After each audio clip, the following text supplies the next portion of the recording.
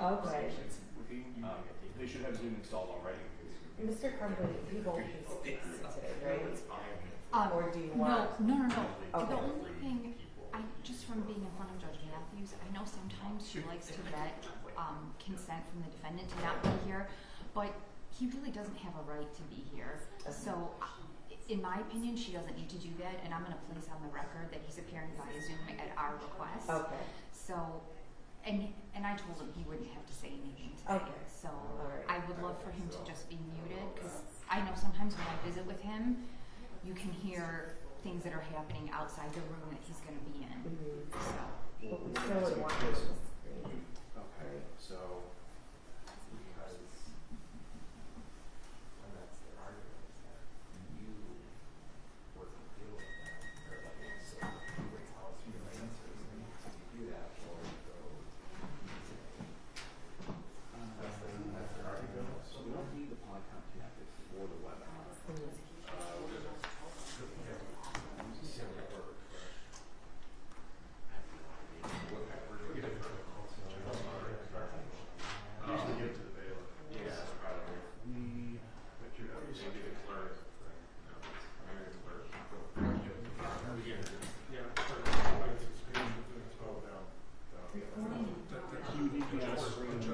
For the purposes of showing him on the webinar. Is that yeah. I don't need him on the screen. They want him on the screen. I mean, I guess it's good to have him on the screen so we know that he's still connected, but I'm not into the spectacle aspect of things. Am I able to? I'm not able to bring his live streaming. I'm not able to. I don't know. There's not a way to pull him up there.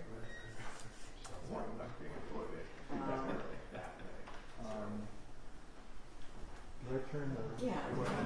Thank you.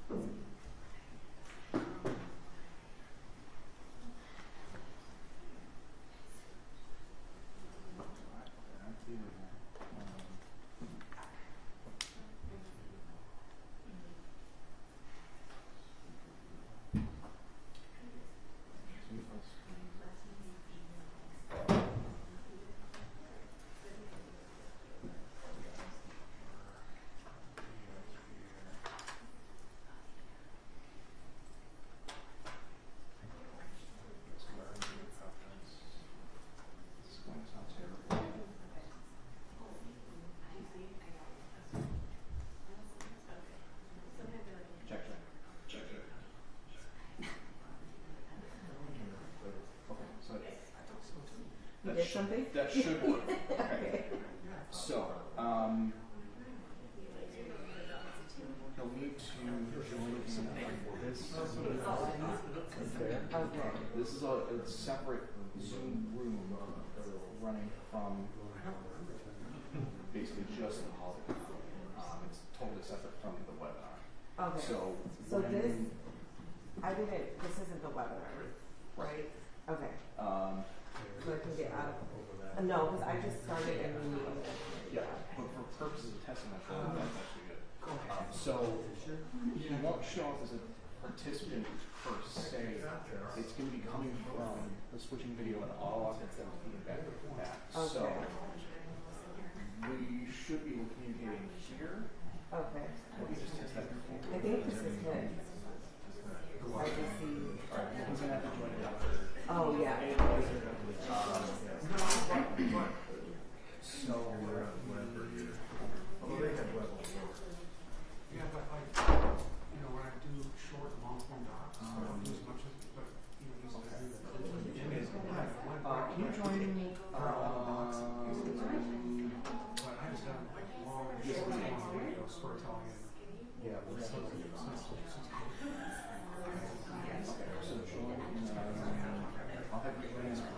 248-858-0332.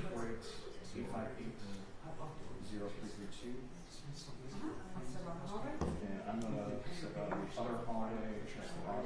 I just want to make sure that there is no. We're not even started on it. I'm trying to figure this out. So this is gonna be a test for the webinar, make sure it works. So when I come on and speak, I should make sure that it still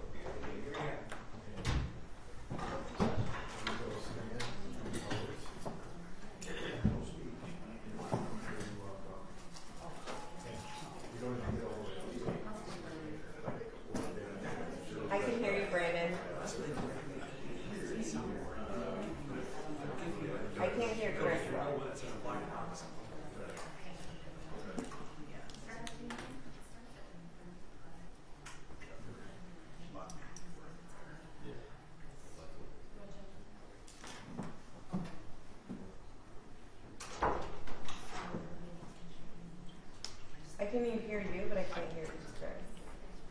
So you won't need to hear Chris. Oh, okay. She's basically playing the part of if somebody's joining in. Oh, okay.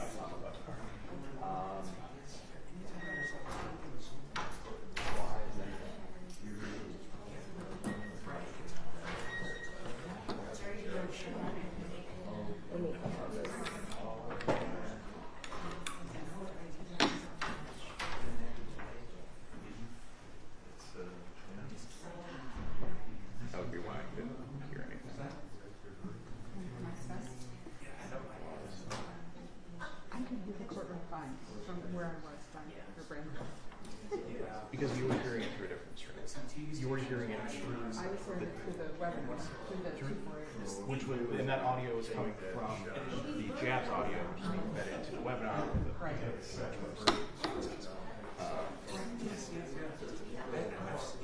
I've seen people do this.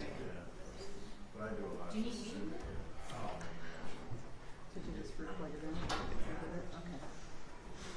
Cell phones.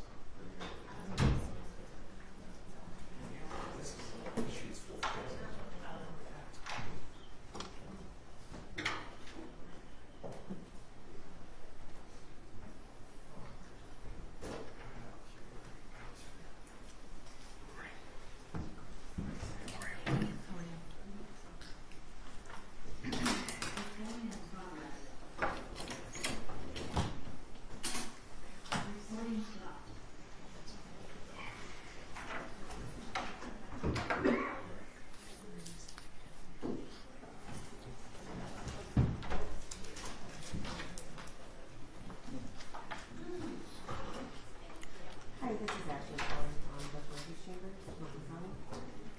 We have Mr. James Crumbley set to the I'm not sure we met before, I'm Karen. Hi. I did Nice to meet you. for sure. But I wanted to or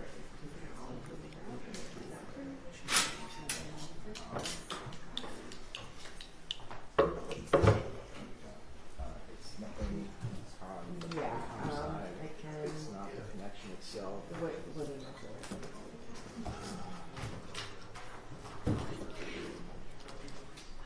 You sure? That's, It should be green right now. yeah. And it's not blinking because it's muted, right? I'll set it later. What's it doing? It's muted. I'm telling you, it's mute and it's not. It's not. Do you want me to plug it back in again? One more recycle? Or go get a different mic. I can steal one from another courtroom.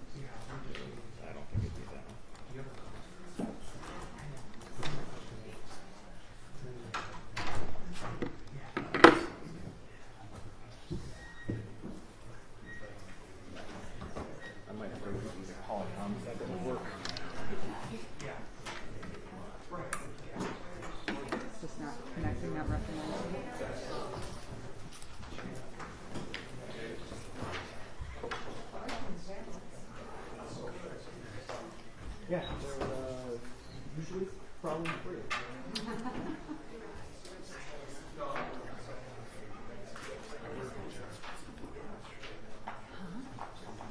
Oh, I didn't hear the first part of what he said. Yeah, God willing. I mean, not God willing. I don't need any more business. I can confirm that I'm not a Nazi, so.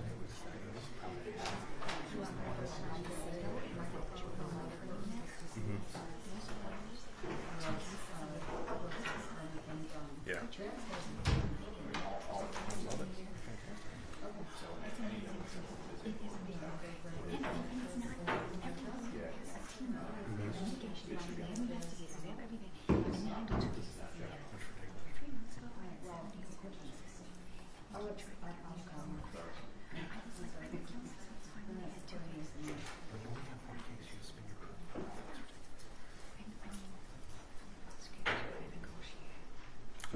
You still want me to join into that meeting? Oh.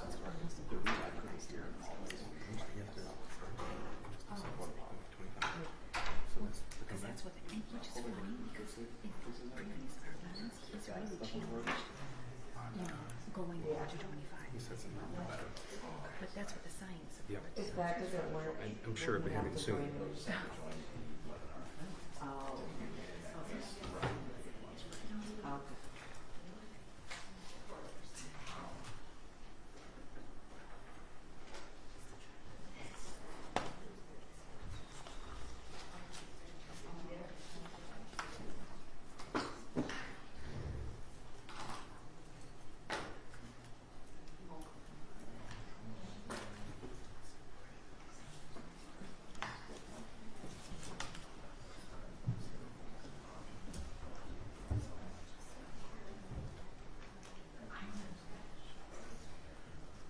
Check, 1, 2, check.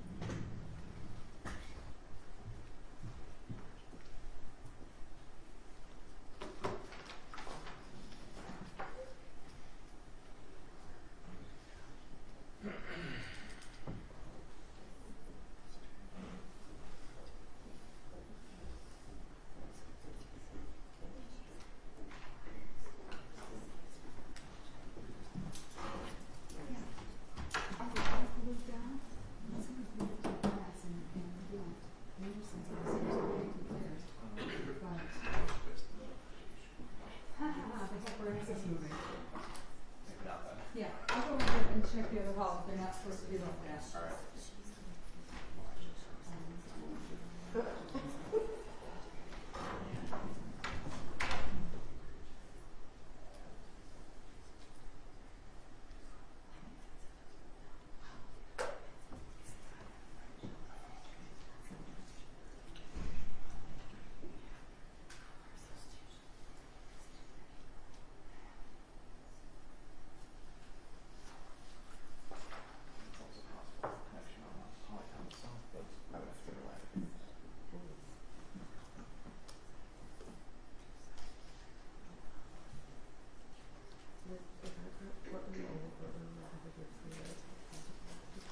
No? Okay, good. Yeah. No other.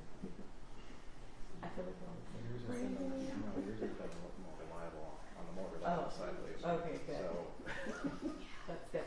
that says anything about my work. But for a little bit, we were calling you all the time. Is it working? Now, We're trying to find another mic to swap out. If we can't get the microphone working for a Polycom, we won't be able to have gear to interact. So he'll have to That's good. connect He doesn't need to just you. He just needs to be able to hear. That's But right. he wouldn't be on screen at that point. You'd be able to watch it like anyone else in the public Sure. through the webinar, but that's, yeah, we would need the microphone to have any kind of interaction.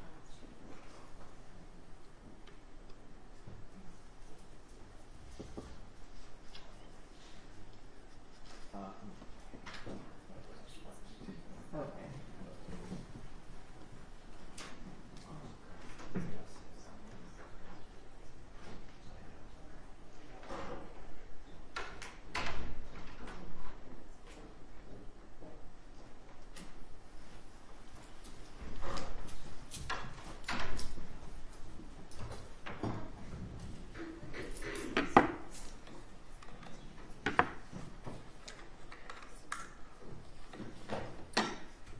Hopefully that will go green or nothing.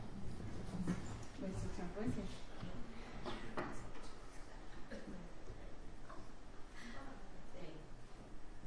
Recording in progress. Recording stopped.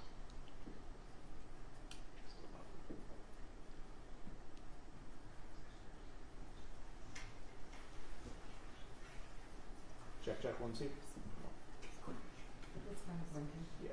Alright. So it's probably something with the wiring or connection up there. Okay. If you want to exit the meeting, go into the webinar. Start the webinar. Yeah. Okay, so we get everybody. Yep.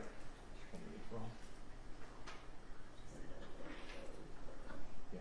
It's occurring. That's cool. Once you promote them, it will start feedback loop between the Polycon and the camera that's broadcasting the webinar. Yeah. Yep, go ahead with your audio.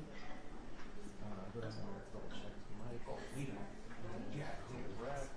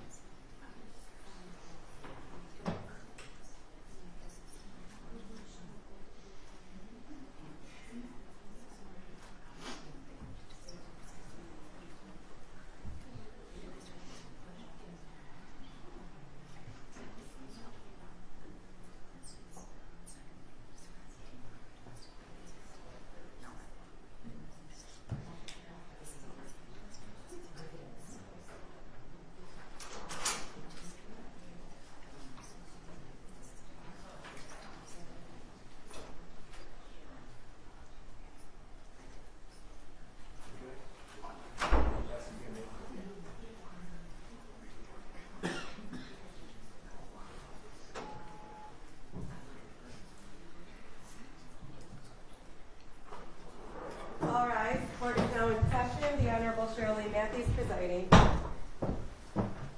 Good morning, you may be seated. Sorry to make you wait, we're having technical difficulties.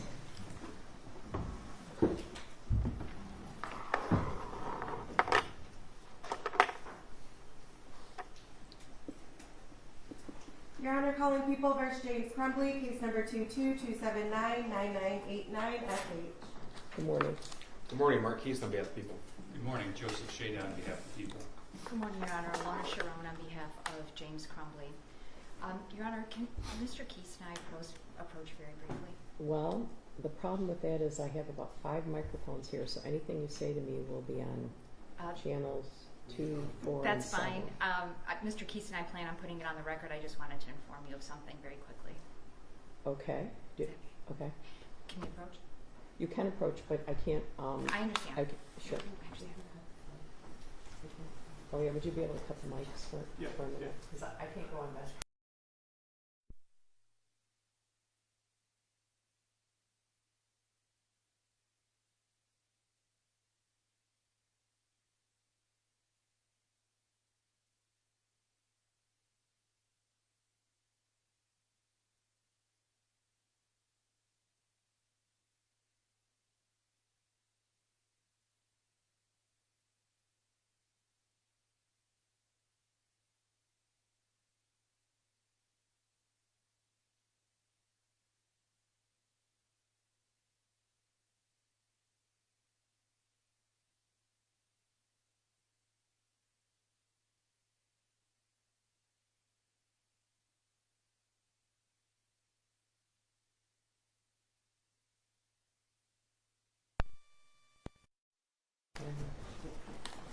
All right, today is the date and time set for defendant James Crumbley's motion for a judgment of acquittal or in the alternative a new trial. As has been this court's practice in each hearing over the past 3.5 years, the proceeding is being conducted in person. In keeping with that procedure, we alerted all parties that defendant James Crumbley would be writted from the Michigan Department of Corrections. Ms.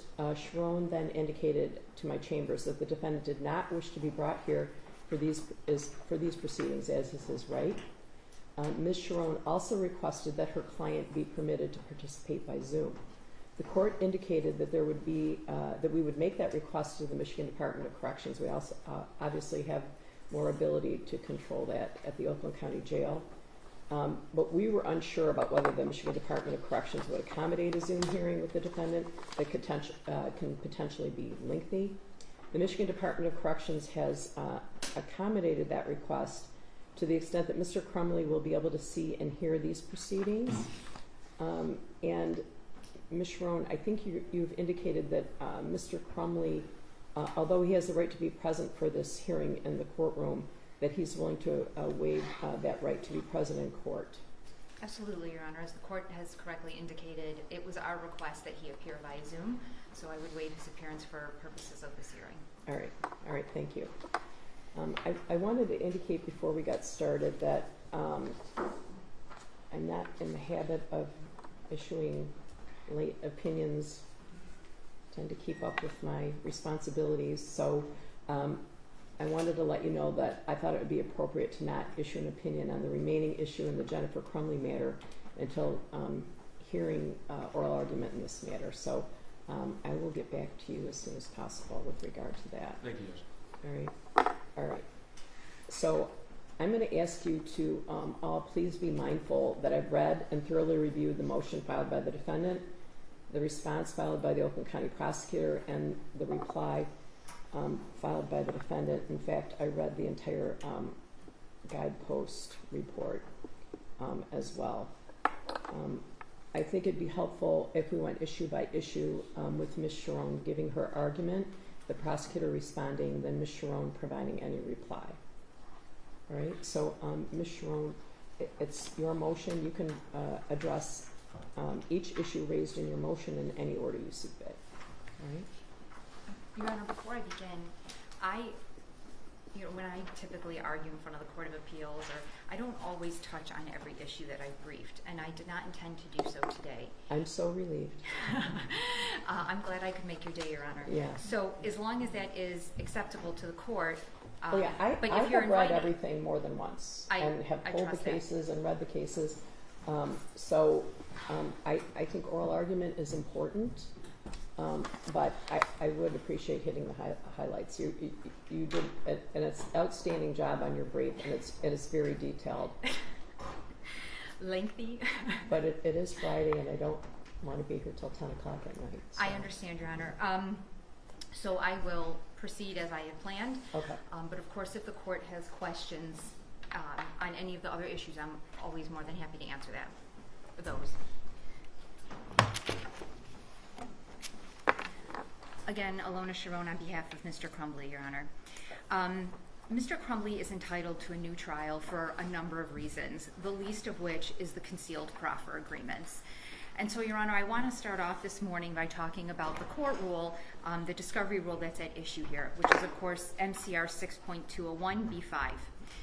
Your Honor, the prosecution would read the court rule so that the phrase, quote, for testimony modifies all terms of that subsection. So it would modify any plea agreement, grant of immunity, or other agreement. But the prosecution's suggested reading of the court rule does not comply with our rules of statutory interpretation, rules of grammar and punctuation, and perhaps most critically, Your Honor, it does not comply with the purpose of the court rule. First, Your Honor, the court rule is not ambiguous. The use of commas in B5 separates each clause such that the rule requires the prosecution to disclose any plea agreement, 1, 2, any grant of immunity, or 3, other agreement for testimony in connection with the case. But if Your Honor does find that the court rule is ambiguous, then it should look to the rule of the last antecedent. And under the rule of the last antecedent, Your Honor, the clause for testimony modifies other agreement and not the first two phrases, plea agreement or grant of immunity. Under the rule of the last antecedent, Your Honor, and just general rules of punctuation, a comma would have to be inserted after or other agreement to reach the prosecution's reading. So essentially what the prosecution is asking Your Honor to do is read a comma into the rule that isn't there. And we're told by our case law that we presume the drafters of these rules are familiar with rules of punctuation and grammar, Your Honor. But the most compelling reason, Your Honor, that the prosecution's reading of the court rule must fail is because it's not supported by the purpose of the rule. MCR 6.201B5 is born out of Brady v. Maryland, Your Honor, 373 U.S. 83.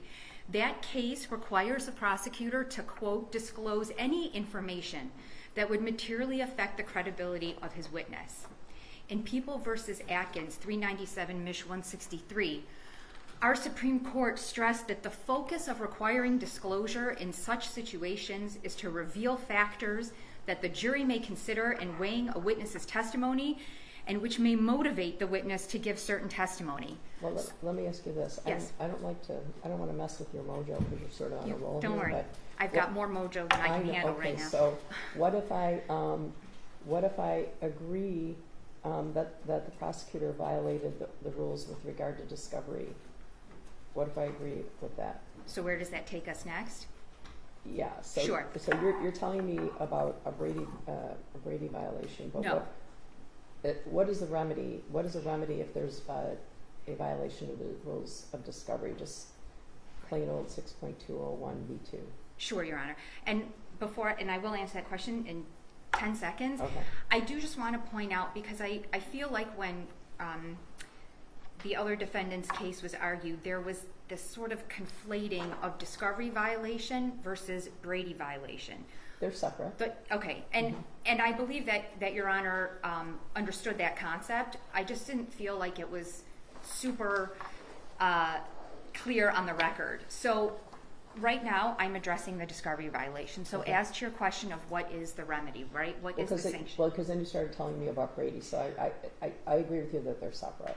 So, Your Honor, I referenced Brady because 6.201B5 is drafted in the spirit of Brady. It is drafted in the spirit of protecting a defendant's right under Brady, but they are two different claims. Okay. As to the sanction or the remedy, Your Honor, so we look to 6201J, right, that talks about violations. And under the court rule, as well as the applicable case law that's cited in the brief, Your Honor has wide discretion to grant an appropriate remedy or sanction. And Your Honor should be guided by a variety of considerations. First, if you just look at the plain language of 6201J, it lists several examples of remedies that Your Honor could use, except none of those would be helpful in this case because the prosecutor didn't disclose until following conviction. So then you keep reading, or enter such other order as it deems just under the circumstances. And you're saying that would be a whole new trial? Absolutely, Your Honor, because it is the only way to make Mr. Crumbley whole. It is the only way to correct the violation of the court rule. If someone could suggest to me some other sanction that could remedy this wrong, I'm happy to hear it, but there isn't one, right? And that's why the prosecution has to keep hounding this argument that they didn't have to disclose this immunity proffer agreement, Your Honor. Your Honor, I guess I would ask you, if you are at the point where you feel like this was a violation of the discovery rule. I likely do. Okay. I can take the message that Your Honor is telegraphing, Your Honor.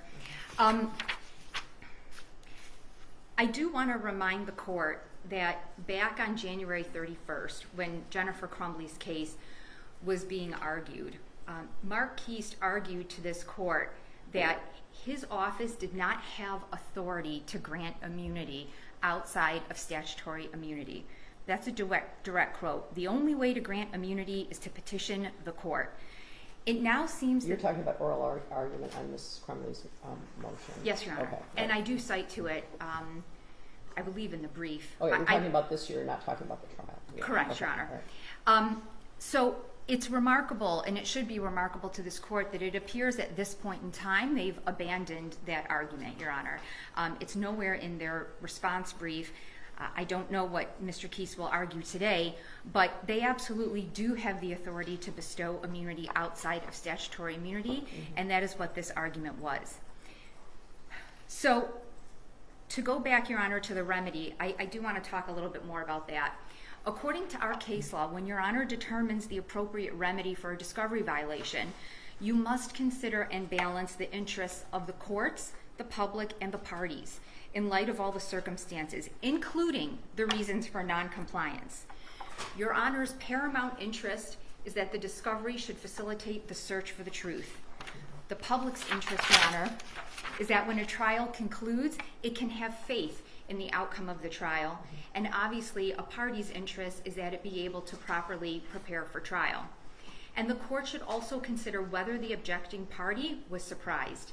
Every single person in this courtroom, with the exception of 4 people, were surprised, Your Honor, by the existence of these proffer agreements. In People v. Taylor, 159 Mishap 468, the court instructed that the first question for Your Honor to answer when fashioning a remedy is whether the party's interest in preparing his own case or his opportunity to test the authenticity of a witness or the authenticity of evidence has been prejudiced, which it has been here, Your Honor. Can I ask, I want to ask you about Taylor, but Yeah. can I ask you what kind of immunity you say that they conferred? Because it's not transactional, right? And with regard to use immunity, doesn't use immunity protect a witness against compelled testimony? There was no testimony compelled by either EJAC or Hopkins. I think your brief says pocket immunity. I don't know. So what flavor are you alleging of immunity? I don't know, Your Honor, that there has to be a specific title to the type of immunity, but the case law is cited in the brief that references, right, pocket immunity is one of the phrases, informal immunity, but the case law is clear that where a promise is made in exchange, even just for cooperation, that is a form of immunity, Your Honor.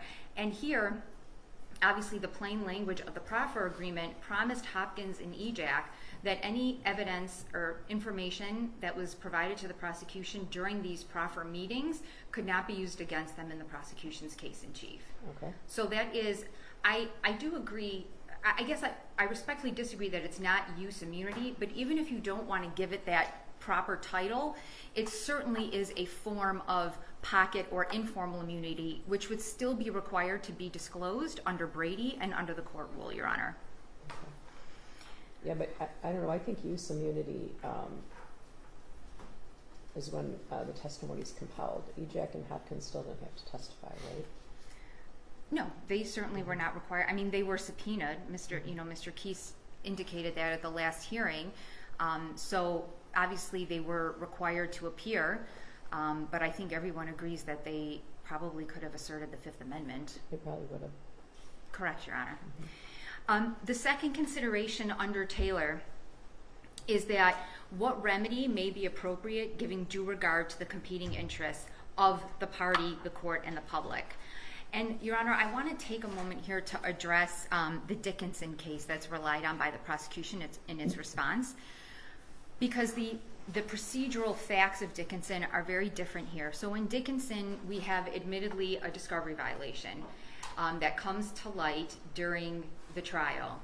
And instead of asking for a sanction under the court rule, the defense counsel in Dickinson simply moved for a mistrial, which is a different claim. And the review of the Court of Appeals in Dickinson is a review of a trial court's authority to grant a mistrial and whether the granting of a mistrial is appropriate. That is a different set of law. That is a different analysis. So Dickinson is really wholly inapplicable to the case that's before Your Honor today. Well, you mentioned Taylor, but in Taylor, U.S. Supreme Court case, the Supreme Court affirmed the trial judge's exclusion of a defense witness not included in discovery, and there was some other I was just going to get to that case. That happened. Yes. Right, but that was kind of the easy button there, right? Because it was that witness was going to commit perjury. There was some underhandedness, and the witness wasn't disclosed at all, right? And the witness was going to perjure himself. In this instance, we don't have a witness that's undisclosed, right? Correct. Ejak and Hopkins were on the witness list from the beginning. They testified at the preliminary examination, right? So Taylor's a different scenario, isn't it? Your Honor, and I don't use Taylor for the purpose of the facts being necessarily on point, but what the case stands for. May I address that? Sure, go ahead. Okay. So, and Your Honor has touched on this a little bit, but just to kind of reiterate the basic facts in Taylor. The defendant, defense counsel at the first day of trial moved to amend his witness list to include two witnesses, one of which he said was much more critical than the other, and reason that he didn't provide the name in a timely fashion and pursuant to the discovery order was because he had trouble locating him, so he didn't have an address, and that the witness had seen the entire incident from which the criminal charges stemmed. And both of those things were lies. Correct. Mm-hmm. That is correct, Your Honor. So the judge tells the lawyer, bring your witness in tomorrow, I'm going to make inquiry, and I'll make a decision. But what is remarkable in Taylor, Your Honor, is that you have a defendant who has a constitutional right, a due process right to present a defense, a constitutional right under the compulsory process clause to present evidence that is favorable to him. And despite those guarantees under the United States Constitution, the United States Supreme Court affirmed an incredibly severe sanction, Your Honor. Incredibly severe, okay? So what do we take away from Taylor?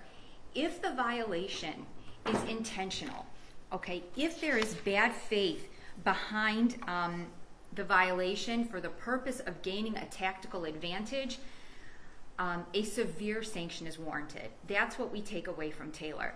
And Taylor said that the court can consider whether compliance with the discovery rule is onerous or relatively simple. Your Honor, Mr. Keese provided discovery to defense counsel 34 times. 34 times subsequent to the signing of these proffer agreements. On 34 separate occasions, he consciously decided to continue to conceal these proffer agreements that he was required to disclose under Brady and under the court rule. It was intentional, it was willful, and despite the fact that I frequently forget to attach things to my emails, it was an easy thing to comply with. It would have taken 5 seconds, Your Honor, but he didn't do it. So because the violation is intentional here, and willful, it is deserving of the harshest sanction. But Mr. Crumbley isn't seeking the harshest sanction, Your Honor. He is seeking the one and only sanction that can right the wrong, that can make him whole, and that is a new trial, Your Honor. Anything short of that, and there is no correction to the misconduct, Your Honor. So again, the court is to consider the reason for the failure. So what does the prosecutor's office argue? One, they first argue that it's something that they didn't have to disclose. I really hope by now the court is not taken by that argument. The second reason that they initially argued was that it was never an immunity agreement because they can't bestow immunity, which, Your Honor, the case law cited in my initial brief clearly dispels that argument. The reasons put forth by the prosecutor are incredible, and they should not persuade this court to conclude that the misconduct was unintentional. Your Honor, the prosecution team consists of 83 years of legal experience. Karen McDonald, 26 years and a former judge. Mark Keast, 19 years. Dave Williams, 29 years. Joseph Shada, just under 10 years. 83 years of legal experience, Your Honor. Your Honor cannot really believe that 83 years of experience and this team did not know that they could bestow immunity on Hopkins and Ejac, that those agreements in fact bestowed immunity and that they were required to disclose them. Your Honor, I want to turn now to the prejudice issue. So if you look at Davy, which is companion, it's Davy and Obispo. So they have an evidentiary hearing in that case when the, do you have a question? No, it's incredible to me and Davey that the defense attorneys had to go to the Detroit Police Department to get their discovery. I don't know that that's so unusual, frankly. Well, no, but I mean, completely. It seemed dark ages. Oh, you mean that they didn't receive it via email? Or, no, not email, just, I don't know. Well, Your I'm Honor, sure you called the Detroit Police Department, So to turn to the prejudice There was no discovery there, though. No, zero. None. That is correct. Right. But if you look at Davy, Your Honor. It's prejudice, capital P, right? I don't know what you mean by that. Well, they weren't given any discovery. Correct, but the court in Davy, never makes a finding that the failure to produce the discovery was outcome determinative.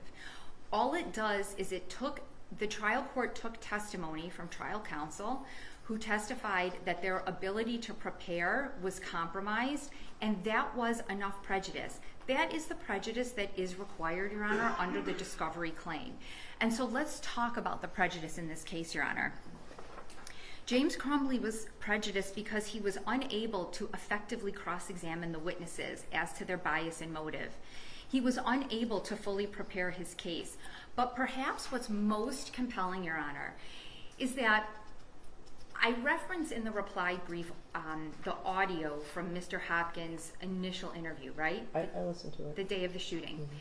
When you listen to that audio and compare it to the testimony that he provides at trial, subsequent to the proffer agreements, there are distinct differences, Your Honor. Nothing in his interview to the police expresses frustration with the Crumbleys' unwillingness to take their son home. There is no mention that they refused to take EC home because they needed to return to work. He explicitly says, Your Honor, in that audio, the parents were absolutely on board to get him help within 48 hours. And he also tells the officer, look, these parents, they know that their son has a tremendous amount of anxiety when it comes to missing class. So much so that he tells the officer that James Crumbley told him he wanted to plan a family vacation and EC was going to have to miss class for it, and told his dad, I don't want to go on the vacation. I cannot miss school. I cannot miss class. So you go from these statements that he makes, right, within hours, of the shooting, where he does not express any frustration with the Crumbleys, any concern about James Crumbley that he is disinterested, that this meeting ends abruptly. And when you compare, Your Honor, those statements to the officer shortly after the shooting, and his testimony, where he talks about the meeting ending abruptly, the parents not acting appropriately with EC, and I detail it all in the brief. I don't think I need to repeat it. But not disclosing the proffer agreements, Your Honor, it robbed him of the inference that this gentleman's testimony shifted as a result of the proffer agreements, Your Honor. Okay, well, this meeting was 12 minutes long, right? I believe it was 20, but 12? Mm-hmm. Yes. But the officer asked him repeatedly about the meeting, about the parents. How was the child doing? Were they willing to get treatment for their son? And Mr. Hopkins expressed no concern about the parents, not one shred of concern, not one observation in that interview about their conduct during that meeting, about their attitude during that meeting. Your Honor, we know that without the proffer agreements, Hopkins and EJAC would not have testified. That is a reasonable inference given their lack of cooperation with the guidepost investigation. They had no interest in transparency, and their interest was self-preservation. Okay, but the prosecutor would say that everybody's interest is self-preservation, right? So they were incentivized to shine themselves up before the proffer agreement, during the proffer agreement, and after the proffer agreement. No one, everybody, any reasonable person avoids being charged with a crime, right? 100%, but not every person is a witness in a criminal trial. Mm-hmm. That's what matters here, okay. Right? What gives them the bias and the motive to have that shift in the way he characterizes his interaction with James's interaction with EC, their willingness to get this child help. Here's the distinction, Your Honor. He talks about it when he's being interviewed by Joe Bryan at the jail too, right? There's an interview with Joe Bryan at the jail. Between Mr. and Mrs. and the child. And the two defendants. And a lot of those things are stated there. Are you talking about the exhibit that's attached? It's Exhibit 2. Yes, Your Honor. I reviewed that twice. Okay. There is nowhere in that interview where the Crumbleys indicated that they had to leave to go to work. That is not in there. There is nothing in there. They do leave to go to work, right? Your Honor, the point is that the prosecution tries, but the reason that they leave, Your Honor, and they leave EC at school, in that initial interview with Hopkins, he makes clear that those parents wanted EC to stay in school, Your Honor, because they had serious concerns about the amount of anxiety he experienced from missing class.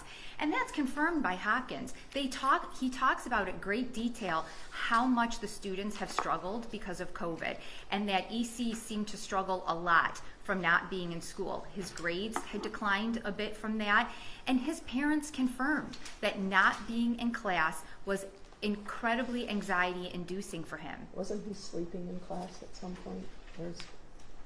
I believe that is a statement that he might have made to the CFP, and a teacher might have reported it. That's fine. But regardless of that, I don't think it's disputed that EC reported and his parents acknowledged that not being in school was incredibly difficult for him, and that he wanted to stay in class. So you go from Mr. Hopkins telling the officer these parents were on board, they wanted to keep him in school because they knew he would be upset if they took him out of school, to this shifting narrative at trial that no, they didn't want to take him because they didn't want to be bothered and they didn't really think he needed help, and so on and so forth. That is a remarkable shift in the characterization and the narrative of the Crumbleys, specifically James Crumbley and his conduct in that meeting, Your Honor. Okay, but regardless, that doesn't change.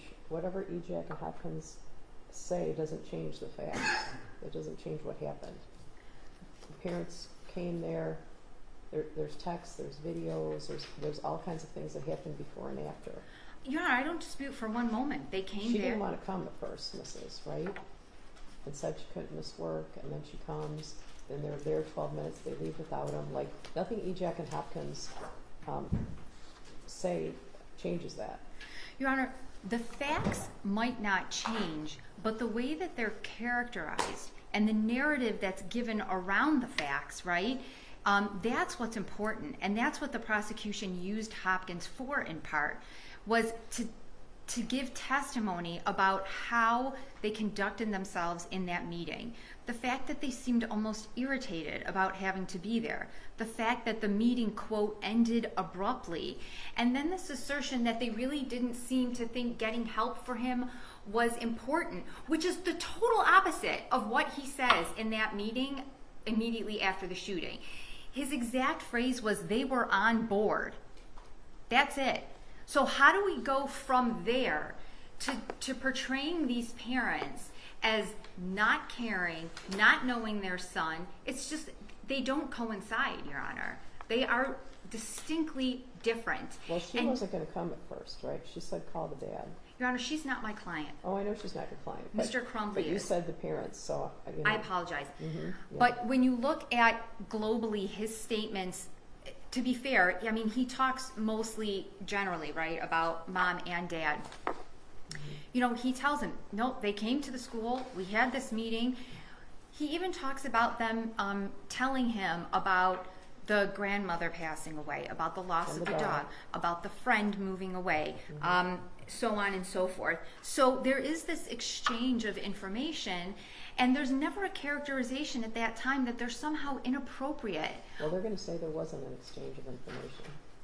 Well, I understand that that's what they say, except that Mr. Hopkins' interview says otherwise. No, the prosecution's going to say there wasn't an exchange of information.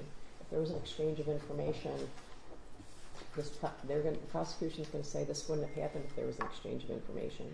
Your Honor, at that moment in time, EJAC, Hopkins, James Crumbley had no reason to believe, and this kind of dovetails into the legal duty argument, that EC was had a propensity for violent acts.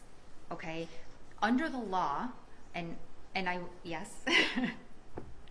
What about that picture? Yeah. They had the picture before they came to the meeting, right? 100%, Your Honor. Yeah. Your Honor, children draw pictures of things. It doesn't mean, if every person who drew a picture meant that that was their intention going forward.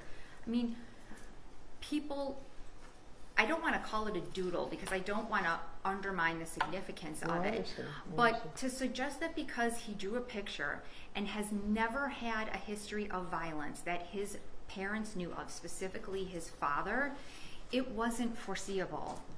It simply wasn't. I mean, when you look at Hopkins, he saw the same picture. But what did he say? What did he tell the officer? This kid's never been in trouble. I barely know him because he's never been in trouble. He comes to school, his attendance is solid, he's never got into fights, he's never been suspended. Why is that? Because he's never doing anything wrong. You're taking a kid who has no history of behavioral problems, of misconduct in school, and Well, there was a phone call the day before about, there was a phone call, they both were aware of the phone call the day before. I don't know that about there's researching bullets. Right. And Your Honor, I don't dispute that that happened, but the fact that someone researches bullets, no one disputes that this was a hobby of his. It was a hobby that he enjoyed and that he did with his parents. And in some communities, that's a totally normal hobby for a 15-year-old child to have with his parents. And I think the testimony at trial very much confirms that in this community, that is nothing unusual, Your Honor. But when you look at the narrative that's put forth and how it shifts, James Crumbley did not have the ability to cross-examine these witnesses about why their testimony shifted, why the information that they gave shifted. And it would have been a reasonable argument and a reasonable attack on their credibility, Your Honor, to point to the proffer agreements for the reason in that shift. But again, Your Honor, even under Davey, the prejudice prong is whether or not the defendant's ability to prepare the case has been hampered, right? And that's exactly what you have here. That meeting and their alleged conduct and disinterest in that meeting was a huge part of the prosecution's case. Okay, so you're talking about materiality. Do you want me to let the prosecution respond, or? It's your courtroom, Your Honor. Whatever's It is? easiest for Your Honor. Well, I think it'd be best to issue by issue. I guess I shouldn't presume that you're done talking about this part. About But the proffer? Yeah, I I am. Okay, well, I'm going to let them respond, and then I'll 100%. let you reply. Thank okay? you. Thank you, Judge. I think the court, some of the court's questions, I think, correctly exemplified part of our argument, and that is the amount of evidence that was presented to the jury that is both uncontested and proved at trial that showed, irrespective of these witnesses, the guilt of the Crumbleys. Okay, but you're jumping to the end. Mr. Keese, you agree that a prosecutor is under a duty to disclose any information that would materially affect the credibility of a witness. Yes, Judge, the Brady If obligation, I had of a course. dollar for every time I said credibility is always at issue, I could retire right now, Yes. right? Credibility is always at issue, right?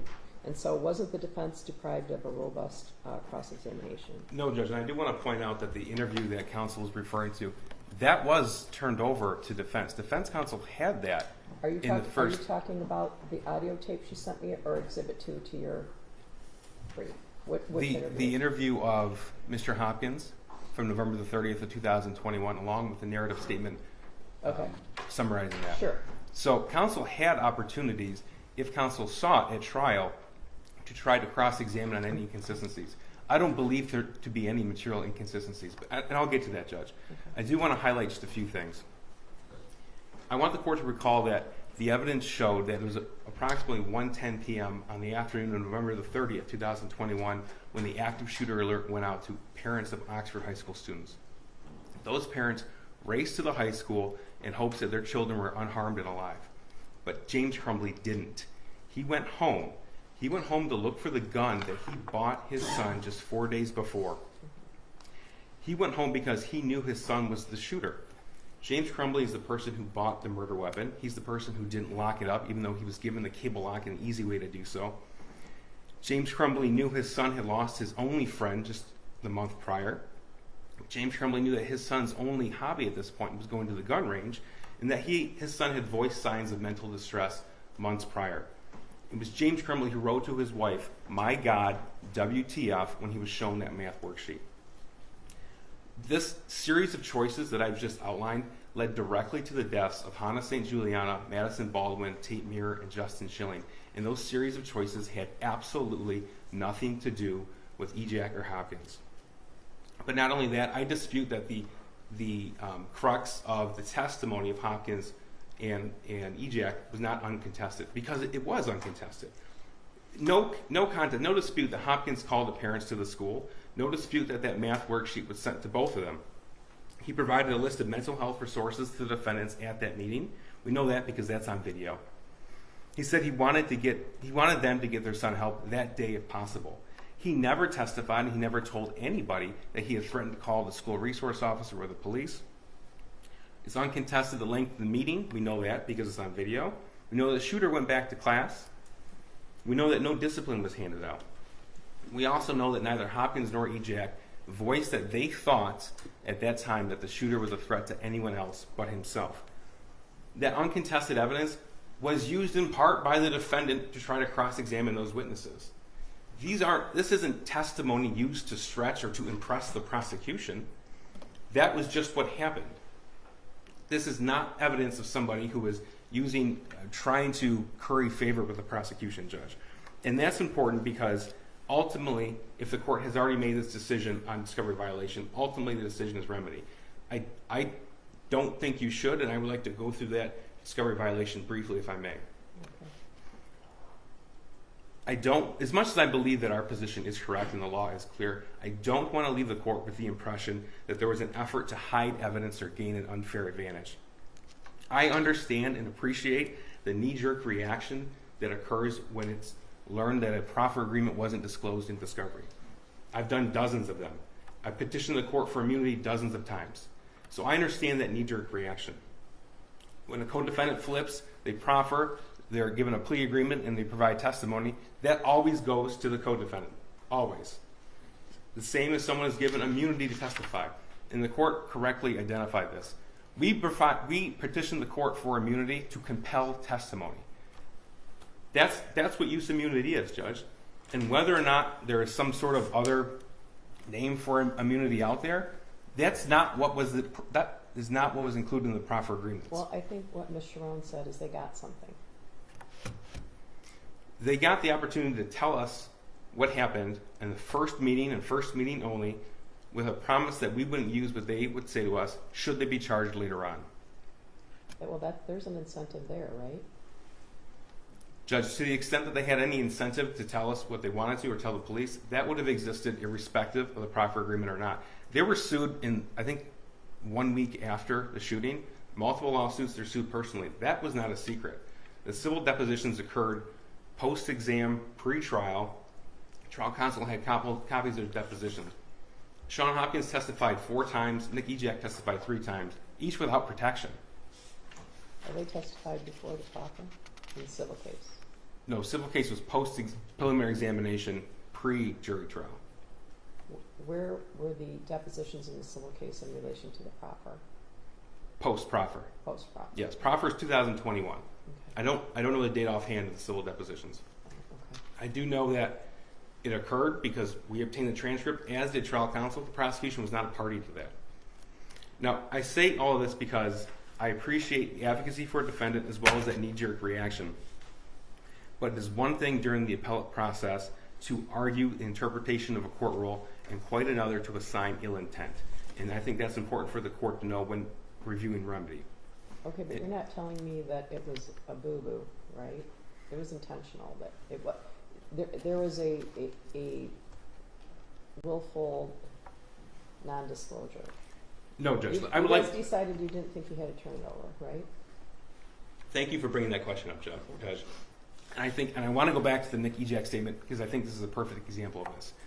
At the last hearing, the co-defendant's hearing, we talked about the recorded statement of Nick Ejak. Mm-hmm. That occurred in 2021, and when it was decided to have him testify for the prosecution in 2024, we should have gone back through and identified that as a statement under the court rule.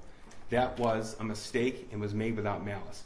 It's not being argued here today because there's nothing exculpatory about it. Well, I did think it was interesting that I wasn't provided with it. That means no one really cares about it, right? Correct, because there's nothing exculpatory about it. Oh. Now, in the same vein, the proffer letters in 2021 were put in the work category box. They were not revisited in 2024. The law supports, as much as I firmly believe, and that's why we breathe this is why I'm arguing this to the court, that the law supports my position that the reading of the court rule does not require that. It does not mean that these proffer agreements were shoved in the back corner of an office and decided to conceal evidence from the defendants. It wasn't turned over, Judge. That's a fact. But it would be an error to ascribe ill intent to that. Well, it was intentional that they weren't provided. I mean, it was right. But I don't want to. You guys didn't forget if they existed, for sure. I don't want to paint the picture, Judge, that we had a roundtable discussion about this to talk about whether or not to disclose the proffer agreements or not, because they were very quickly identified not to be discoverable, Judge. Okay.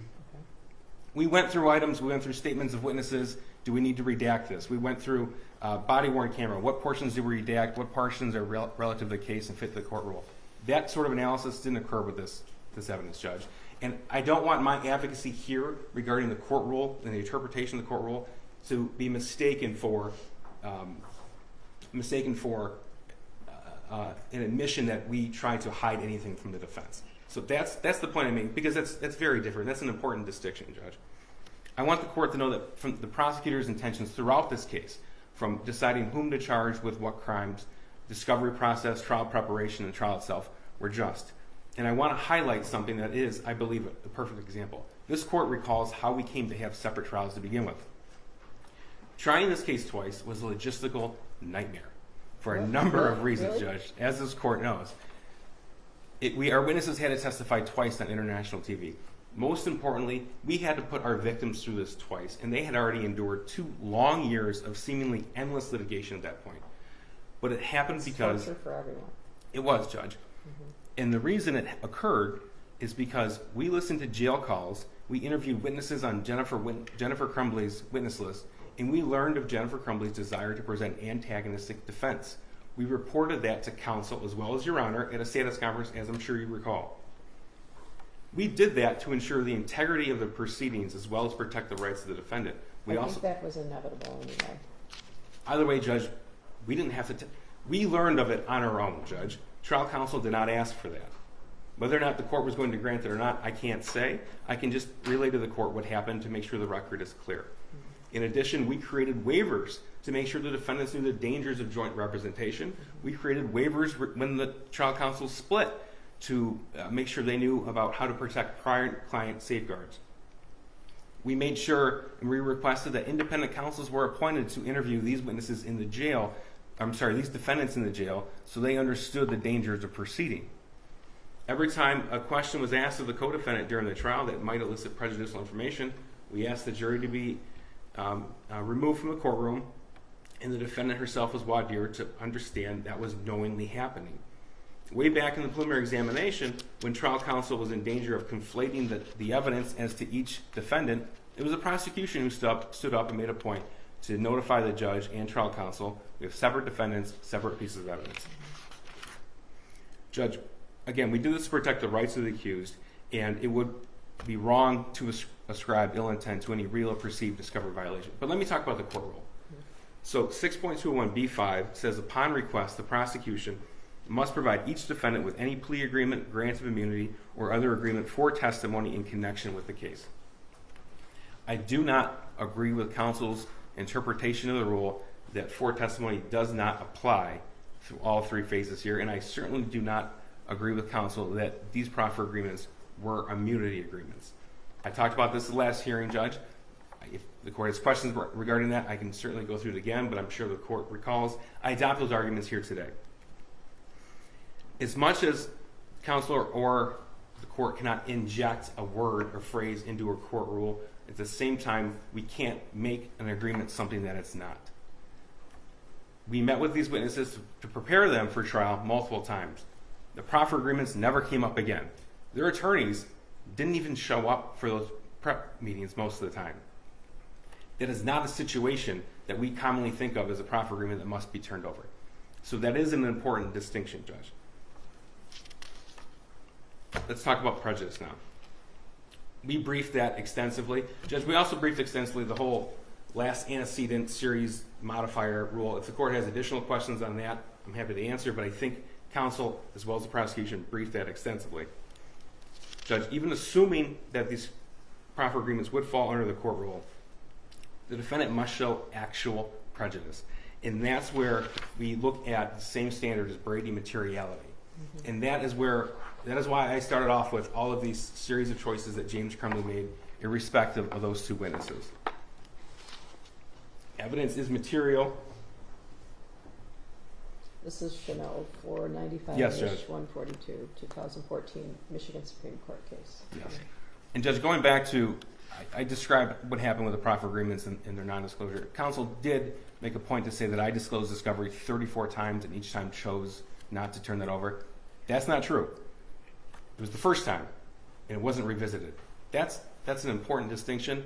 It's not splitting hairs, and again, it's something for this court to keep in mind when determining remedy. I'm sorry, I interrupted you regarding Chanel. No, I just wanted to. Right. I think that's a that's a great case to review because of what happened in that case compared to what happened here, Judge. Sean Hopkins and Nick Ejak were not needed to identify the defendants. They weren't needed to, didn't have motive to put a case on somebody else. The evidence that convicted James Crumbley occurred wholly distinct from anything that Sean Hopkins or Nick Ejak were involved in. Well, the prosecution certainly wanted them here, right? Even though it was only a 12-minute meeting, there'd be a small hole in the trial, right? If they weren't here. Well, Judge, as a matter of trial strategy, we try to give the jury as much context as we can. Mm-hmm. It does not mean all of the 20 witnesses were essential to the case. Honestly, we could have convicted the defendant with just Detective Rogowski and Lieutenant or Undersheriff Willis's testimony, Judge, because the bulk of this evidence came through Facebook accounts, text messages, video, as well as the evidence that was sent to James and Jennifer Crumbley. We didn't even need these witnesses for a foundation for that math worksheet. The fact of the matter is, and we made a... I agree with that. Thank you, Judge. We made a point about talking about this in the opening, throughout the trial and closing. Hopkins and Ejak knew this much about the shooter and about the Crumbley household. That's nothing we ran from. The counsel just argued in support of her position that he didn't know about the shooter because he wasn't in trouble. That's true, and we never tried to argue anything to the contrary. He knew this much. James Crumbley knew this, and that's the point. That's the point. It takes a rare set of circumstances to convict a parent of involuntary manslaughter for the intentional acts of their son. That's why it doesn't happen very often. It takes causation, it takes gross negligence, and it takes foreseeability, Judge. And everything else that James Crumbley knew, that's what convicted him. There just weren't very many factual disputes in the trial. That's the crux of prejudice and materiality. I'm with the court. What do you think about Taylor and Davey, though? Davey is cited by Dickinson, Judge, in support. It's cited by Dickinson. And the crux of Taylor is that the objecting party should not be put in a better position. This would put James Crumbley in a better position. Dickinson's test of outcome determinative prejudice is the guide for this court, and that is why it is the same test for materiality, Judge. Evidence is material if it creates a reasonable probability of a different outcome. That's the standard. What is material is all of the evidence uncontested that James Crumbley knew about his son, all the evidence that was proved by a number of different witnesses, not named Hopkins and EJAC, proved by forensic download and cell phone, Towers GPS data that proved that James Crumbley was grossly negligent, that proved that he was both the proximate and factual cause of death, and that this was foreseeable to him. We did sort of get into the argument on the Fifth Amendment aspect of it, not Fifth Amendment, regarding the duty. Thank you. If the court would like me to. Do you want me to let her respond to you, and then we'll talk about duty? I issued a ruling already on inconsistent theories and duty and unanimity, right? So. Not in this case, Your Honor. Wait, not with regard to this case, but there's plenty of overlap. So I know I'm just stressing that so that you hit the highlights, and I know there's some things in your brief that were not in the brief presented on behalf of Mrs. Crumbley, but yeah. So can she reply to you? Or? It's whatever the court would like, Judge. And there's just one other thing that the counsel mentioned that I neglected to bring up earlier. Only four people in the world knew about these proffers. That's not true. I mean, Hopkins and EJAC both had their attorneys. We never asked for an NDA. We never told anybody to keep it quiet. I have interviewed gang member witnesses before where their safety would be in danger if things got out, if they didn't testify. That's not the case here, Judge. And I keep bringing this up, the difference of what we commonly refer to as proffer, just because I want the court to contextualize what actually happened. I just want the court to be aware of that. And the only aspect on duty I want to bring up is that essential part of duty is foreseeability, which was instructed to the jury. That was part of the jury instruction, so that's all on that part, Judge. Thank you. You want to reply? Thank you, Your Honor. A couple things. It's always difficult because I can never read my own handwriting. But when Mr. Key stands before Your Honor and says that these proffer agreements were identified as not discoverable, frankly, Your Honor, that's terrifying. It's terrifying to think about potentially how many other cases they haven't disclosed similar agreements. It's terrifying that a prosecution team with 83 years of experience doesn't know that they have to disclose this under Brady. My reaction is not a knee-jerk reaction. It's a reaction that is born out of the Constitution, out of defendant's right to due process and to present a defense and to cross-examine the witnesses against him. So if our Constitution wants to be called a knee-jerk reaction, then that's fine. But my reaction, and I think the reaction of a lot of people, Your Honor, stems from constitutional guarantees that a criminal defendant has. And I'll knee-jerk react to that all day, Your Honor. Your Honor, he made a comment and sort of went through this litany of events that speak to the virtue of the prosecutor's office. That because they did the right thing in one instance, it means that there was no bad intent here. Your Honor, I'll tell you what the difference is. The difference is those instances that Mark Keese talked about were instances that were on the record in open court, not in a closed room at the prosecutor's office where they could shove a proffer agreement into a drawer and not revisit it for 2 years before this case moves to trial. No, I don't think he's talking about instances that were on the record. We had a combined pre-trial conference in the jury room, and that's when the prosecutor raised that there were jail calls from Mrs. Crumbley, basically indicating she was going to flip on her husband. So, right, but that's known to the defendant. It It's was known to a defendant. Jennifer Crumbley knows that she's planning on flipping. Yeah, Mr. Crumbley didn't know that. I understand that, but she knows, her attorney knows, it's not something that's clandestine. It's not something that the parties aren't aware of. Mr. Crumbley and his attorney didn't know. I understand that, but Your Honor, if one defendant knows about it and that defense counsel knows about it, quite frankly, I'm not sure why the prosecutor's patting itself on the back, because defense counsel would have had an obligation to disclose it anyway. So it's not as if they were, well, I'll just leave it at that, Your Honor.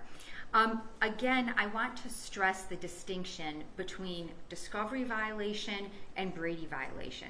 The tests are different. The tests for materiality are different. The discovery violation, Your Honor, is the stronger argument for Mr. Crumbley. I believe he wins under both, but with the discovery violation, that outcome determinative language is not required to impose the sanction. And I 100% agree with Mr. Keese that the case law says, right, that the sanction or the remedy should not be a windfall to the defendant. 100%. The defendant should not be in a better position after the remedy. But to argue that Mr. Crumbley would be in a better position, I mean, that's illogical. That's illogical. If you grant a new trial, you are putting him in the position that he should have been in when his trial started. He should have known about the proffer agreements. His attorney should have been able to cross-examine Hopkins and EJAC about their bias and motives stemming from the proffer agreements. So I really struggle to understand how he would be in a better position. He would have his day in court that he should have had when he first went to trial. I don't know. I guess one of the problems with that in Mr. Crumbley's case is, regardless of whether Mr. EJAC or Mr. Hopkins testified or not, I mean, Mr. Hopkins wasn't going to say, it was me, I was the straw man who purchased that gun and gave it to the shooter. Sure. I mean, right? And I was just going to reply to that, Your Honor. So the prosecution keeps saying that there's this tremendous amount of evidence that's uncontested and uncontradicted. And I really think there has to be a qualified statement to that and context to that statement, because it was uncontested because EC didn't testify. It was uncontested because his medical records couldn't come in at trial. Because if there's one thing my brief makes clear with citations to the CFP report, is that this child told the Center for Forensic Psychiatry that he never told his parents he needed help, specifically his father. That when he was feeling suicidal, he did not tell his parents. He put on a happy mask, a happy face. So when you look to the CFP, there is plenty to contradict the prosecution's theory. It just wasn't allowed in at James's trial. Okay, well, there's good reason for that, right? It's hard. I would respectfully disagree. Well, I guess that would be for the Court of Appeals of the Supreme Court. Agreed. I guess I would say to you that we thought long and hard, researched. Everybody involved in the trial spent a lot of time. And there is no allowance at all for those records not to be privileged. Those records are privileged. I don't know what to say. Can I say that some of it is unfair? Maybe, but I think you're supposed to get a tape next week of the hearing we had under seal. But to be honest with you, I think you're going to figure out that when you get that sealed record, it's anticlimactic. Your Honor, so the sealed record, of course, is from Jennifer's trial, not right. There was no separate right, sealed but record. It's a reference. It talks about references to mental crisis by the shooter. Your Honor, we're getting in the weeds, right? Yes, Your Honor. I guess I understand your concern about not having the records from the Center for Forensic Psychiatry, but both sides, all three sides in this matter, researched, looked at the law. So did I for many, many hours and many evenings and many times when I should have been sleeping. And there is a feeling of unfairness potentially about that, but there's no question in my mind that those records are privileged, and the privilege is held only by the shooter. So I don't know that there's a way around that. And I know that this isn't an issue before the court, but certainly there is authority that privileges must bend to a defendant's right to present a defense, his constitutional right to present a defense. I've seen those cases, yeah.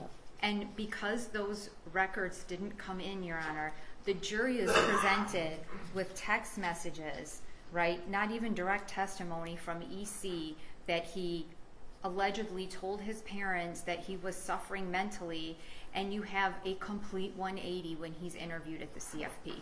A complete 180. I'm not positive that the prosecutor wouldn't also like those records to come in. That's right. Oh, Your Honor, the records are relevant. First of all, the records in their entirety are not relevant, right? Because there's a lot in that report that deals with information that James Crumbley knew nothing about. And that's never been contested, right? Certain disturbing actions by EC, right? There's no evidence that James Crumbley ever knew about those activities. So that would be completely irrelevant in a trial against him, and it would be highly prejudicial. But what is incredibly relevant, okay, and what prejudiced his defense was that the jurors were never told that EC repeatedly told the CFP that he did not tell his parents he was struggling. He did not tell them he was suicidal. And he specifically explained that he didn't do it because he didn't want his parents to think he was not normal, or he didn't want to make them worry. So, Your Honor, that is incredibly exculpatory for Mr. Crumbley. So what I don't like is this suggestion that there is uncontested evidence. It's uncontested because the evidence wasn't allowed in, not because it doesn't exist, Your Well, Honor. we're talking about the fact that he bought his 15-year-old son a gun, left it laying around unsecured, and was presented with that picture in advance of coming to the school. So, Your Honor, and now we're kind of getting into the duty, so can I kind of transition? Sure. Well, I know you responded to Mr. Keese, but yeah, so you want to talk? I'm going to let you make a record about duty for sure. Okay. Okay.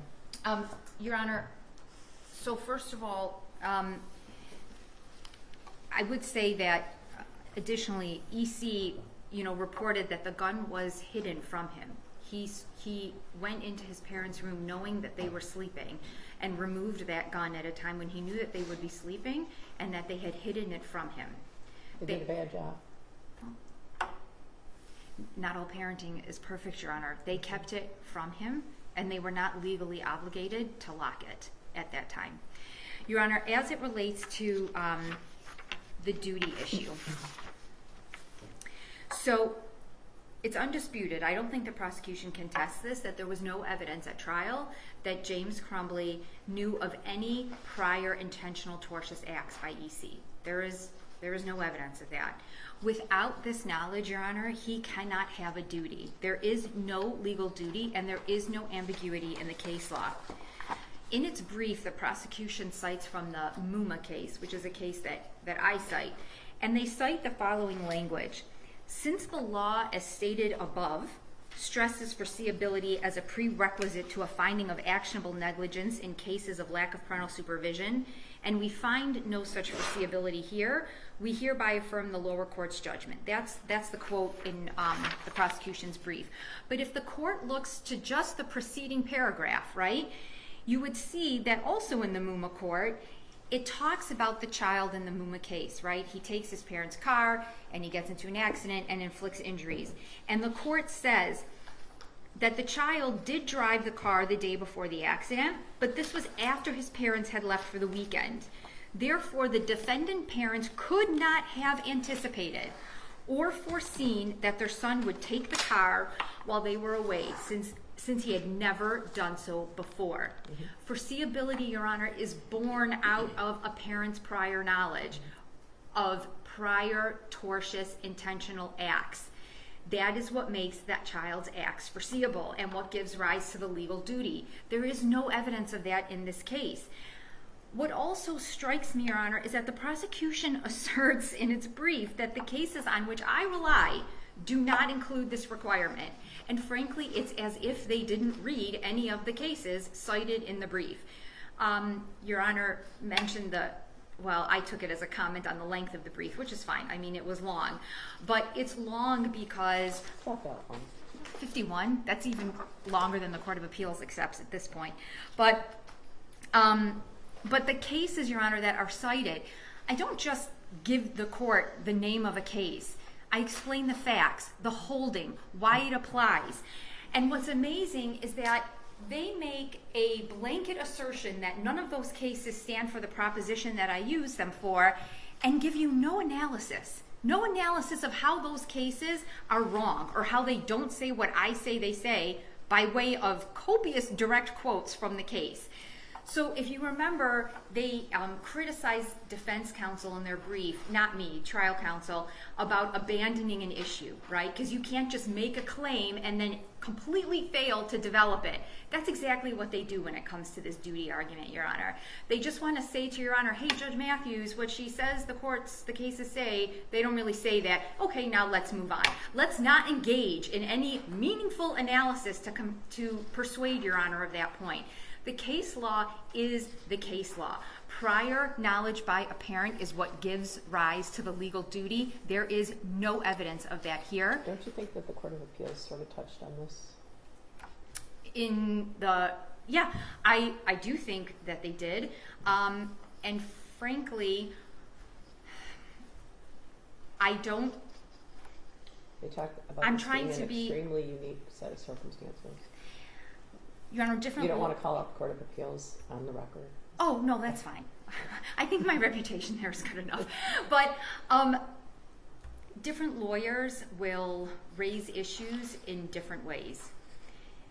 Sometimes lawyering from one lawyer may be more persuasive than the next. I wasn't there. I didn't read the briefs. You know, that's not really necessary for my representation here. But what I can say is, where there is no prior knowledge, there cannot be a duty.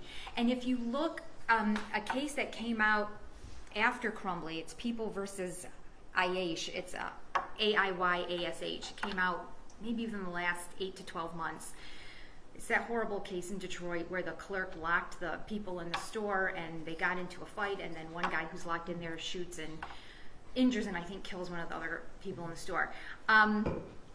Your Honor, you know, one of the reasons why the clerk there wasn't held responsible was because he didn't know this person. He didn't know any prior instances of violence. And that is the same here.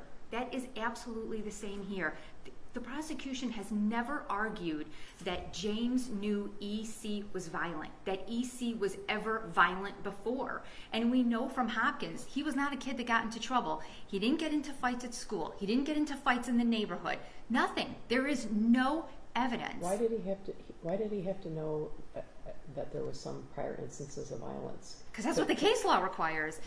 Didn't he just have to know things about him, like all the things that were happening in his life, including the friend, the fact that there was an unsecured gun at his house. He had access to his Instagram. Okay. Your Honor, just first of all, just because someone has access to Instagram doesn't mean they're constantly trolling it. But to answer your question, Your Honor, if you followed Your Honor's... This kid had silhouettes all over his room, right? It was a hobby that he did with his mother. That's not... Okay, shooting a gun is not in itself violent. If you're going to the range, I mean, that's essentially saying that anyone who goes to a gun range as a hobby or to practice is violent. No, of course not. But he knew that his son was and then there was the phone call the day before about him looking up. He was so upset. He had to be at school. Well, he was at school looking at bullets and things like that. Like it's not just one thing. But the law requires, and I'm sorry, I didn't mean to interrupt. Go ahead. But the law requires knowledge of prior intentional tortious acts. Otherwise, there cannot be foreseeability. That's what the case law. I mean, Your Honor, you have cases that I cited where the parents had some knowledge that the children were engaging in sort of somewhat nefarious conduct, but because there hadn't been explicit acts of violence, then the parents don't know about the propensity of that child. You have a child here who engages in a hobby with his parents as a way of spending time together. That is not an act of violence, okay? And to suggest I that agree with you. to suggest that just because he may have been struggling and feeling sad, which is what Hopkins described him as, right? He just seemed sad. To suggest that somehow gives foreseeability of someone committing a mass shooting, okay? In today's climate, 80% of us are probably sad the majority of the time. That doesn't mean we're going to go commit a mass shooting, and it certainly doesn't make it foreseeable. The standard is prior knowledge of prior intentional tortious acts. Without that, Your Honor, there is no legal duty for the parent to act. Your Honor, that is my argument as to the duty part. Okay. That concludes Well, the duty portion of the program. Does so- Your Honor want to give Mr. Keese an opportunity? I don't know. Do you want to? Would you like to respond Sure. to the argument? Just Yeah. briefly. This has been before this court before, so I'm not going to belabor the point. I believe the court is correct. The Court of Appeals did touch upon this as well as the court. I should say that I'm definitely interested in and required just to consider each defendant individually and separately. Of course. Thank you for making that record, Judge, and that's absolutely true. I bring that up only because the issues are so similar, and I believe the court can draw from that. It is, again, a unique set of circumstances, and the Court of Appeals made this point, as did we in the Court of Appeals, and to the jury. A unique set of circumstances where a parent could be held responsible for the acts of their teenage son. Foreseeability is key. I agree. Foreseeability is an essential part of this, Judge, and that was argued to the jury. That's a jury question. Those are the aspects that were put forth to the jury, and the jury made that determination. There are multiple ways. So Alvin states clearly that the law in Michigan is that a parent is under a duty to exercise reasonable care so as to control his minor children as to prevent them from intentionally harming others or from so conducting themselves to create an unreasonable risk of bodily harm if that parent knows that he or she has the ability to control his children, and two, knows of the necessity and opportunity for exercising such control. Of course, should James Crumbley have been made aware that his son was shooting at people in the past or engaging in some other sort of violent, tortious acts, that would be evidence of foreseeability, but it's not required. It's just simply not required. So regarding the duty aspect of counsel's argument, I'm asking the court just to refer back to the first motion to quash that we had. That was what was appealed to the Court of Appeals, in the Court of Appeals opinion. I believe it's clear in that aspect. I do want to go back and make one quick point. When counsel talked about the forensic report, as this court sort of alluded to, and counsel's a bit of a disadvantage because she wasn't here for that argument and it's still sealed, but the court did Well, I find... think you're going to get it this week. That's fine, Judge. Okay. And the point I wanted to make is just so the record is clear that the court did find that there was nothing exculpatory in that. And the That court... was one section, though. I should point out that was one portion of the Forensic Center report that was specifically requested, and we had the closed hearing. That's about it. correct, Judge. That's correct. And also, Judge, there's no criticism of trial counsel in not pursuing this issue. She removed the shooter from her witness list, probably for good reason, because it doesn't stop with just questions defense counsel asks. We have a whole lot of questions they ask too, and there are a lot of information. Are we going somewhere else now? No, I was just responding to Okay. counsel's argument regarding the This will come forensic up report. again, right? Yeah. Yes. Okay. Yeah. Thank you, Judge. All right. Your Honor, I'm not going to address the duty issue anymore. I think it's been well covered. The last issue I intended to address was the Fifth Amendment issue. I do just want to just briefly say, a little bit ago, Your Honor mentioned that you had already previously ruled in Jennifer Crumbley's case on some of the legal claims that Right. that I think on their face or on the surface kind of overlap, but I do just want to stress to the court that as it relates to the inconsistent theories, there is no overlap between Mr. and Mrs. Crumbley's arguments. They are extremely distinct. They rely on different law Well, the law is similar, Well, you know, but you told me this in a pretrial, and that is specifically why I did not rule on everything with regard to Mrs. Crumbley, because you did persuade me that it wouldn't be fair to not read your brief and listen to your argument. So. Thank you, Your Honor. So I just wanted to point out, especially when it comes to that issue, the arguments are very much distinct. Your Honor, as it relates to the Fifth Amendment, I don't have a ton to say here. I do just want to point out that the prosecution's argument in its brief really doesn't make sense from a chronological standpoint, because they criticized trial counsel for not filing a motion back in 21 or 22 about EC testifying. No, I think what happened is that we were all here, and Miss Smith said, in Mrs. Crumbley's case, this is when they were together, Mr. and Mrs. Yes, Your Honor. So she said something to the effect of, "I'm going to need the shooter as a witness," and knee jerk, I said, you can't take the Fifth in front of the jury, so Of course. you got to send up a flare if you think that's going to happen, because he can't take the Fifth in front of the jury. So I pointed that out, and I encouraged a motion on that issue. And at that time, both of the defendants were together. So Miss Smith was here and Miss Lehman was here. So I think that's what the prosecutor is alluding to. That's back when they were together, and I was sort of surprised to hear that, because that would be a whole thing, right? Surprised to hear what, Your Honor? That she said that Miss Smith said she wanted to call the shooter, and then later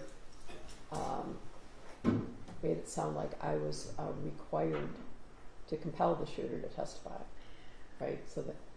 Okay, so I said, bring this needs to be, if you think that you can bring the shooter in and I can compel the shooter to testify, and this was directed to Miss Smith, you better file a motion, because that is not how I read the law. And so the prosecutor's point is that Miss Lehman was there. So anything brought in this case caused a little tidal wave, and everybody to start scurrying around and researching and setting dates for pre-trials and hearings and all that. So everybody in the case knew if there's an issue, you need to tell us what it is.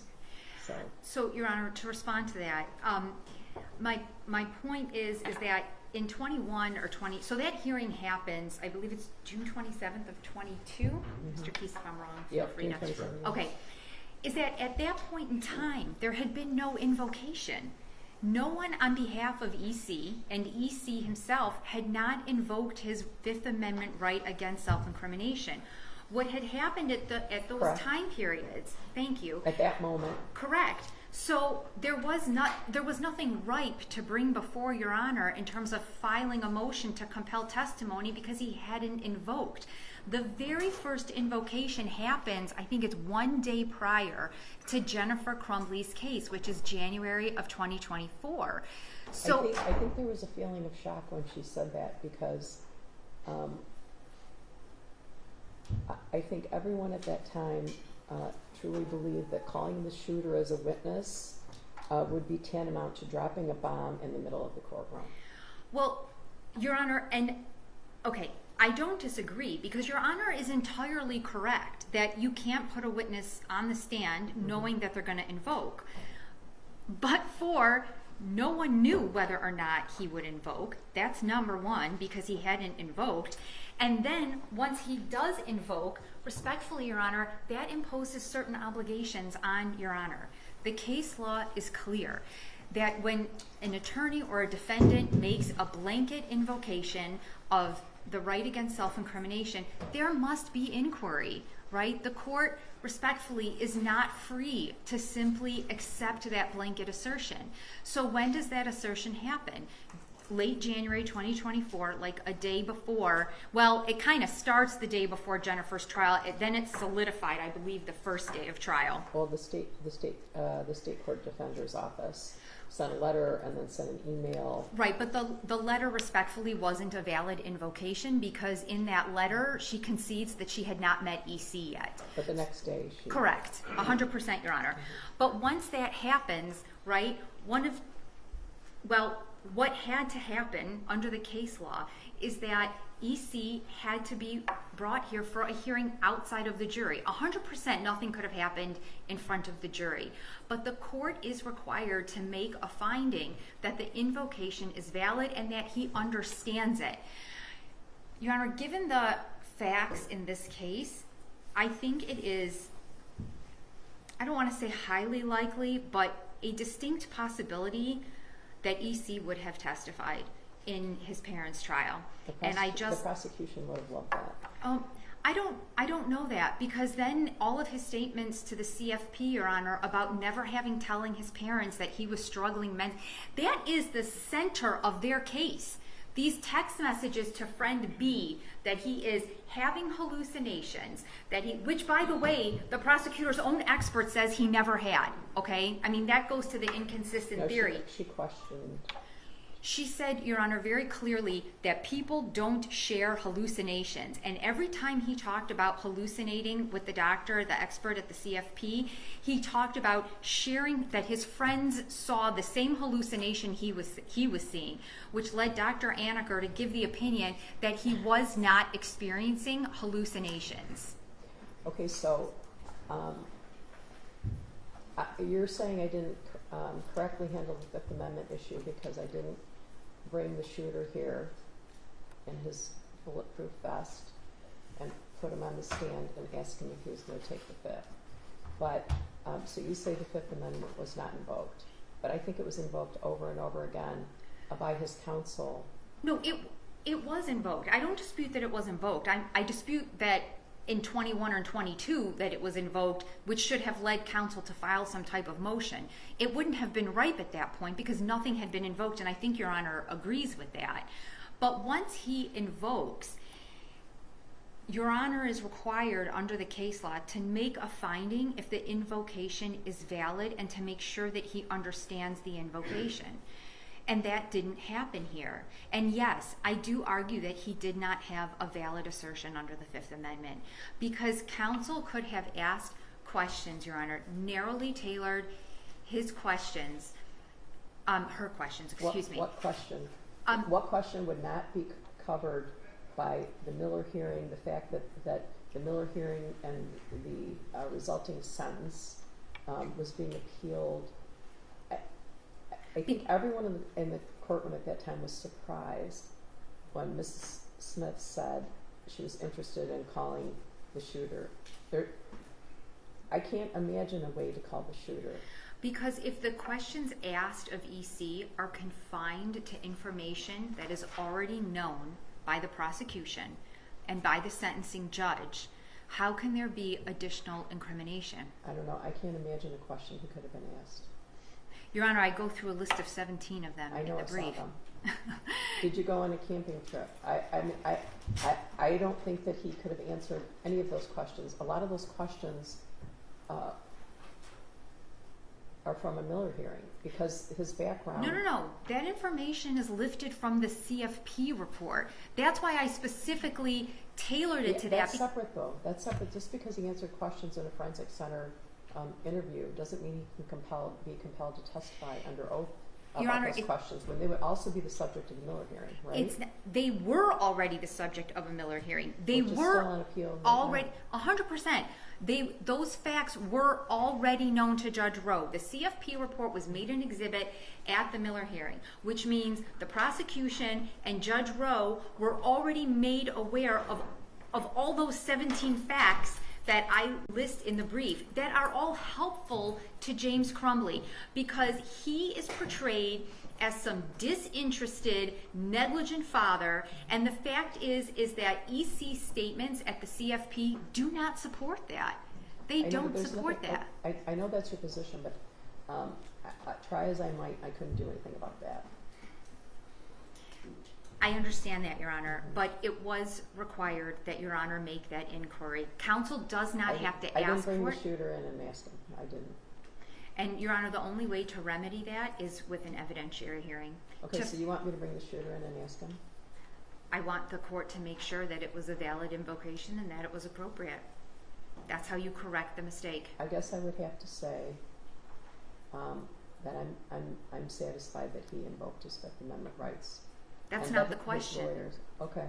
The question is whether or not the blanket assertion is appropriate. Respectfully. I'm feeling confident, respectfully. Your Honor, that's all I have to say on the Fifth Amendment issue. I did just have one other, and I don't know if Mr. Keese wants to respond. I did have one other sort of point that I wanted to make to the court that kind of culminates everything, Okay. but I can certainly wait, or Your Honor Okay. can just tell me to sit I'll let down. him respond, and Thank you, Judge. one or both of you might not be happy with my ruling, but you won't say I didn't let you say everything you wanted to say. Thank you, Judge. I'll be brief because I believe the court recalls the June 27, 22 hearing, and I do want to point out that we do assert that Ms. Lehman abandoned the issue, but that's not critique or criticism. That's just appropriate to point out for the appellate posture of the case, Judge. And she abandoned it likely for good reason, as the court has already indicated and read that. Now, the fact of the matter is that the shooter's own expert at the Miller hearing called him a feral child. If that information were all to come out, Judge, like you said, it'd be tantamount to dropping a bomb in the middle of the courtroom. Judge, the fact of the matter is that the information that would come from the shooter, every question would be an issue for him. There's an opinion yesterday from the Michigan Supreme Court regarding juvenile lifers, Judge. This is an ongoing issue. We're in the middle of the appeals right now. He asked for a new trial or to withdraw his plea already. That was denied. That's on the appeal currently, Judge. Anything that would have been asked by either party would be an issue for him in the Miller hearing. I think the court is understanding that. So if the court has any other questions, I'd be happy to answer. But I do just want to refer for the record back to the court's soon-to-be unsealed record regarding the forensic report and its non-exculpatory nature, and the fact that, again, we never stood up and said privilege. We just said, as the court correctly pointed out, he does have a privilege, and all parties research that issue. Thank you. Well, I did a lot of research about that because, obviously things that he said, the shooter said, would be of interest and relevant to both Mr. and Mrs. in their hearing, in their trial. But there's no support for the release of it. I looked for it because there's just no support for it. It's the privileges belongs to the shooter and no one else. So, what else did you want to say? I just wanted to kind of close it. I do want to address one statement made Go by ahead. Mr. Keese. I'm going to let you both say whatever you want. Thank you, Your Honor. You've been extremely patient this morning. Mr. Keese mentions that that EC's own expert referred to him as a feral child. The prosecution's own expert said that EC was not mentally ill, that he was hopeful at the times preceding the shooting, that he was engaged in hobbies that he found enjoyable. So to the extent that you want to start putting out there what different experts said, it's the prosecution's expert who portrayed EC at his Miller hearing as hopeful and engaged and spending time with his parents and generally had a very good childhood without negligence and abuse. Those are, Your Honor, direct quotes. They are in the brief, and I've attached her testimony from the Miller hearing. So I am not playing fast and loose with the facts, Your Honor. Your Honor, I wanted to just sum up. Every time, Your Honor, that I've seen this topic of the prosecution's misconduct is discussed, whether it was when Jennifer Crumbley's motion for new trial was being arguing, whether it's in the press, the prosecution pivots. It pivots from the attention on its misconduct to the absolutely horrific murders that happened in this case, rather than focusing or even acknowledging their own misconduct. And Your Honor, it is, in my opinion, a very blatant attempt to distract the court and the public from how they failed to give James Crumbley a fair trial, how their misconduct robbed him of meaningful cross-examination and a chance to expose to the jury the biases of Hopkins and EJAC. This case, Your Honor, is gut-wrenching. It is heartbreaking, and it is traumatic for an entire community. But our rules and the court's obligation to ensure due process and a fair trial and full and fair cross-examination cannot bend to emotion, Your Honor. If it does, then our justice system has no integrity, and the rules mean nothing, and the Constitution means nothing. The parties must adhere to the rules, and you must enforce them equally to sympathetic defendants and to defendants who garner the most visceral of reactions, Your Honor. In this room, the law must reign supreme regardless of pain and trauma, and I can just see the headlines now, Your Honor. Callous defense counsel doesn't care about the pain of the families in Oxford, and that is not true. Your Honor, and it's funny, it's ironic because Mr. Keese just mentioned, the movement in juvenile lifer cases. When Miller was decided in 2012 and made retroactive in 2016, our courts repeatedly acknowledged how painful this change in the law was going to be for families, right? Families of victims who for decades had maybe reached a point that they could put this pain and trauma behind them, but we still changed the law. The United States Supreme Court required that mandatory life without parole be reversed, and that all these defendants come for resentencing, despite the pain that they acknowledge it would cause. In civil cases, Your Honor, sanctions are imposed to punish and deter, and all you're dealing with is money. This is a criminal case. This is a man's liberty. It is his freedom. It is his ability to live outside the prison walls. If Your Honor does not grant a new trial, you send a message to Karen McDonald and to her office that you will, and that the courts will, tolerate this type of misconduct, this type of constitutional violation. And perhaps even more troubling, you send a message to prosecutors throughout this state that failing to disclose Brady material, information that is critical to a defendant's meaningful right to cross-examination, will not be sanctioned, Your Honor. Mr. Crumbley is entitled to a discovery remedy. The only remedy that can make him whole is a new trial, Your Honor. Thank you. Thank you. Anything, Mr. Keese? Just briefly, Judge. Judge, throughout today's argument, I feel that my responses have been measured, and I've said over and over again that it is one thing to argue the law, it is quite another to throw around unfounded allegations. And I sincerely take issue with the fact or the allegation that we prosecute for headlines. We prosecute for victims, Judge, for victims. That's why we're here, and that's why we do this job. James Crumbley was convicted because of the choices that he made, the choices that led directly to the deaths of Hannah, of Madison, of Tate, and in Justin. It was James Crumbley's gross negligence. It was James Crumbley's causation and his foreseeability that was the reason for his conviction, Judge. The evidence in this case was overwhelming. I simply ask that this court review the law, follow the law, Judge. Our brief is detailed. Our argument, I believe, is clear. Thank you. Thank you. I don't think you can expect something from me in less than a month, probably. I'll do my best, but I've been being very careful, and sometimes I think some of my other 550 cases have taken a back seat to these two cases in the last 3.5 years. So I will do my best to get back to you as soon as possible. All right? Thank you, Your Honor. Thank you. Thank you, Judge. All right.